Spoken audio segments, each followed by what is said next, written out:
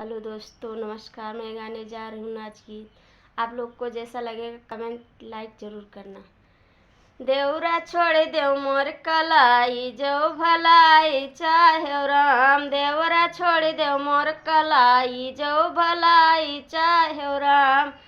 सास ससुर के चोरी चोरी हरवा दी हो गढ़ाई। सास ससुर के चोरी चोरी हरवा दी हो गढ़ाई।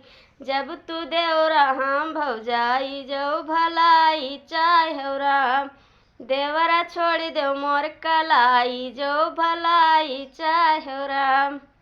जेठ जेठानिक चोरी चोरी कंगना दी हो गढ़ाई। जेठ जेठानिक चोरी चोरी कंगना दी हो गढ़ाई। जब तू देवरा हम भौजाई जो भलाई चाहे राम। देवरा छोड़ देव मोर कलाई जो भलाई चाहे राम। नंद नंदोइक चोरी चोरी बेंदिया दी हो गढ़ाई। नंद नंदोइक चोरी चोरी बेंदिया दी हो गढ़ाई। जब तू देवरा हम भौजाई जो भलाई चाहे राम।